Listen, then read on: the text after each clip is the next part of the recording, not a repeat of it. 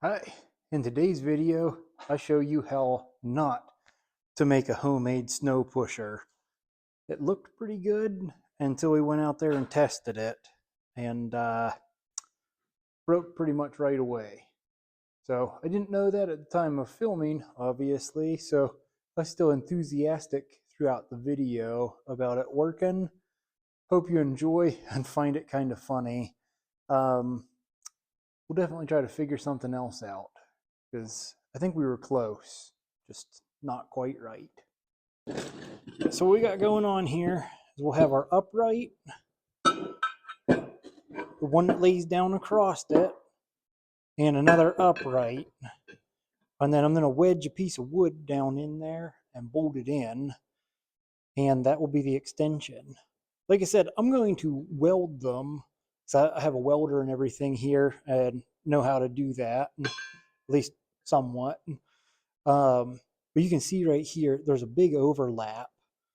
If you're doing this and you don't know how to weld or have access to a welder, I would drill just a hole here and here and shove your bolts through it, and it would work just the same. And it should be strong enough to do this. This is definitely overkill for the angle, I think. I believe this is 3/16. I don't know. I found it out in the weeds here on the property. Previous owners left stuff everywhere. So every time you move something, it's kind of a treasure hunt. But that's what we're working with. I think 1/8 inch would be fine if you want to try to do this yourself. I'm going to go ahead and take my uprights and go drill my holes first before I do anything else. That way I can make sure it mounts to my blade on the excavator before trying to weld anything together. All right, here's a close-up of the blade that I'm working with. I had hoped to be able to lay some of the stuff down across here and just use these big holes, but because there's this extra fin, you can't lay it down horizontally there, which is why we're going vertical on this piece. Right here's, I think that's a tie-down hole, so it should be plenty strong. And then down here, we've got our next one.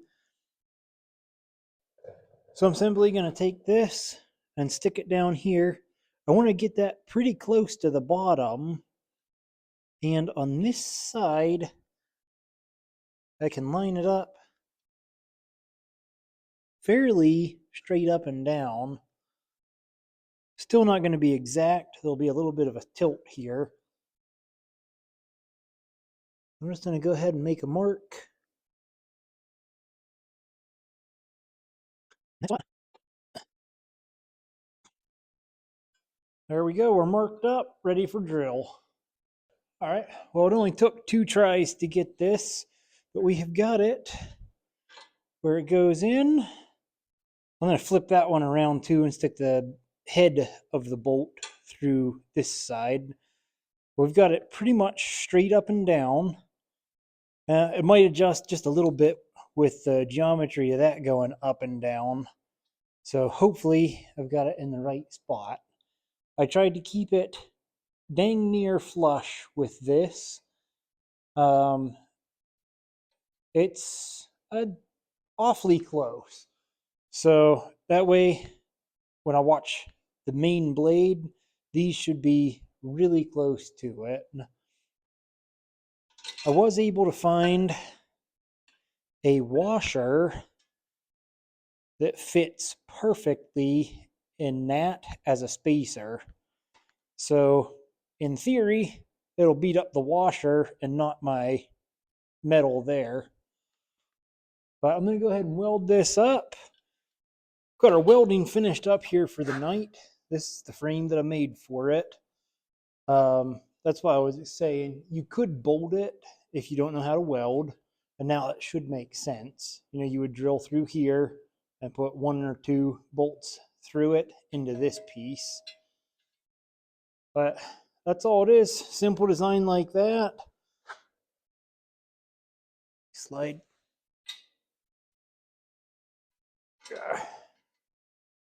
Slide this in here.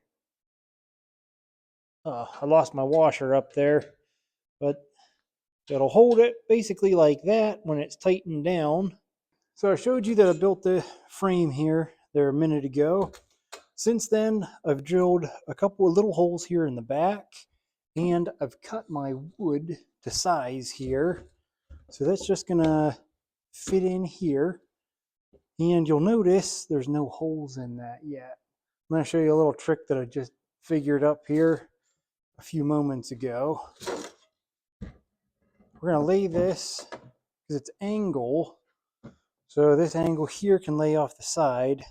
Our back is holding it up a little bit, but we can pinch up back here the wood, push in, try to compress that into its spot real good, and now my wood is up tight along this angle. I'm just gonna take my drill.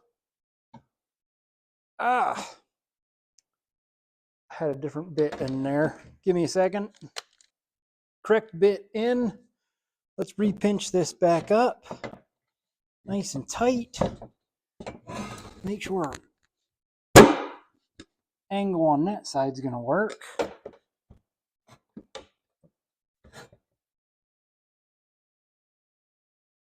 we go. Take that, go right through your other hole.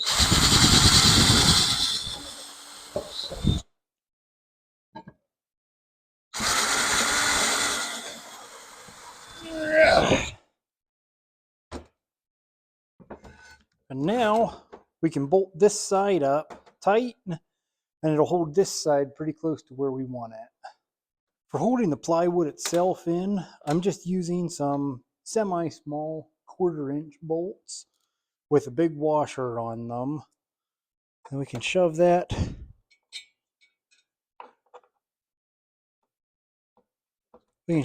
up through our plywood, right through our metal. And you just need a nut on the back side of that. For our mounting the actual frame onto the machine, I don't know exactly what size those were. I had them in a bucket, but I think they were 3/8 or thereabouts. So it should be a pretty good heavy duty enough bolt for it. So now that we've got these in and they're holding it stable side to side, so we're not going to end up with multiple extra holes. Now we can come over and we'll pinch up on this one again. Make sure your fingers are not below where you're trying to drill. And then we'll rip in here. And we're ready for our next set of nuts and bolts. So I went and found another little piece of scrap wood here, and it's got a bunch of holes drilled through it. I've added 2 more though, which are going to be used to mount this here. And that's going to be my little scoop or wing. Hopefully it's long enough. I'm not an experienced snowplow builder, so we'll find out. But I'm gonna go ahead and bolt that in. I went ahead and drilled the holes here for it. So I've added one more thing to it. We've got a bracket up here welded on. That way when this is mounted, there's gonna be a piece of wood running from this over to the other side. And I'll show you that here in a minute. But we've got that welded on. Again, it's positioned in a way you could bolt it if you have to. And made a little bit of modifications here to the plywood. That way our bolt holes will go through it. I tried to bore it out with that big drill bit, didn't work. So that's what we did. Just use one of them little oscillating tools and zzz, zzz into it. Got the other side put together with minimal difficulty. So we're ready to do this one.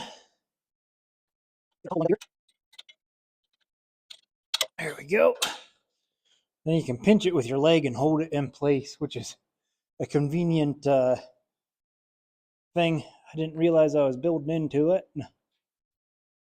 Them are snug. Time for the plywood. This is where I had a little bit of trouble on the other side. Our holes didn't line up perfectly. Probably partly because I drilled them crooked.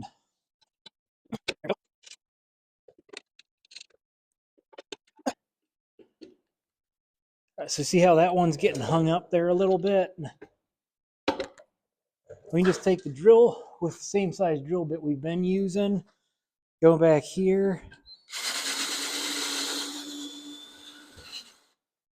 just helps open it up and align everything. Yeah, goes right in now.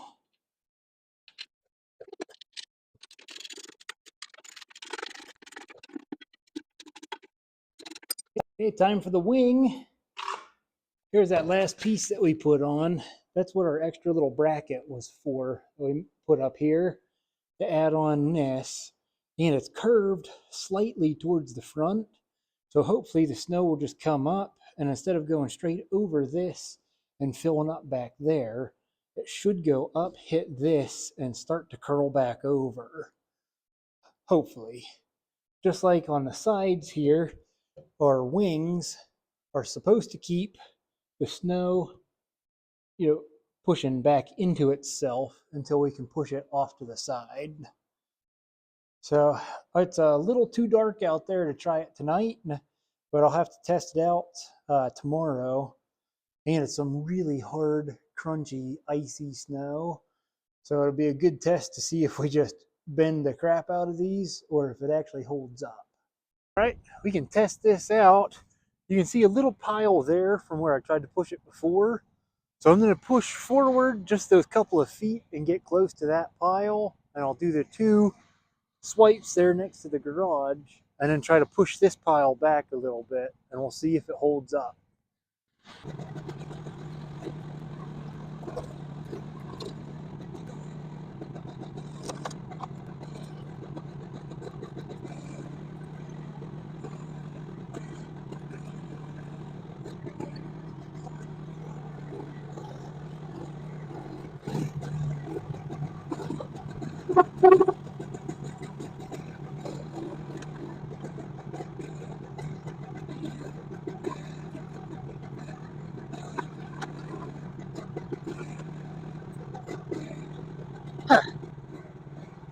Well, I think we failed. We've already bent and warped that one, broke our board off, and this one's bending. Well, as you can see, that was a catastrophic failure. This one's bent and broken. This one started to bend back. Let me show you up close here. Over here, it actually started bending our metal away here. And I think down here at the bottom, I believe my weld broke there, which I wasn't able to get real good welds on this.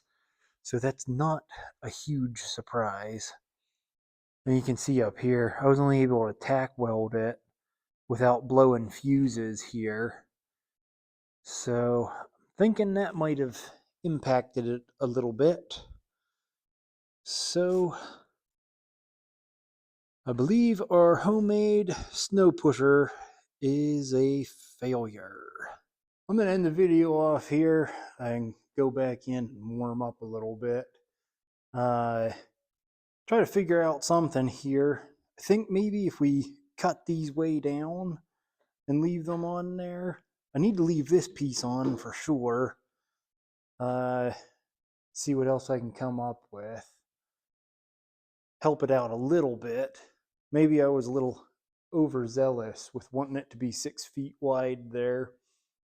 But if we do something else, I'll make a video of it. Let me know in the comments if you got an idea. Maybe I just wasn't looking at it.